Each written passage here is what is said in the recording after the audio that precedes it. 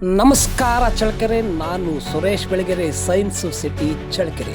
ಆತ್ಮೀಯ ವೀಕ್ಷಕರೇ, ಚಳ್ಳಕೆರೆ ನಗರದಲ್ಲಿ ಕೆಲವು ಬಿಡಾಡಿ ಗೂಳಿಗಳ ಕಾಲುಗಳಲ್ಲಿ ಗಾಯಗಳಾಗಿದ್ದು ಗೂಳಿಗಳು ಸಂಚರಿಸಲು ಸಹ ಕಷ್ಟದ ಪರಿಸ್ಥಿತಿ ಇದೆ.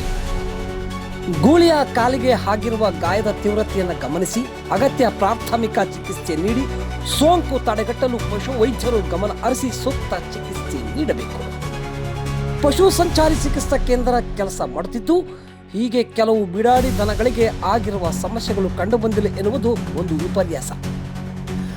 ನಾನು ಕಂಡಂತೆ ಸುಮಾರು 3 ಗೂಳಿಗಳ ಕಾಲುಗಳಲ್ಲಿ ಗಾಯಗಳಾಗಿದ್ದು ಓಡಾಡದಂತಹ ಪರಿಸ್ಥಿತಿ ಇರುವುದನ್ನು ಗಮನಿಸಿದ್ದೇನೆ. ಈ ಕುರಿತಂತೆ ಈ ಹಿಂದೆ ಪಶು ಅಧಿಕಾರಿಗಳ ಗಮನಕ್ಕೂ ತಂದಿದ್ದೇನೆ.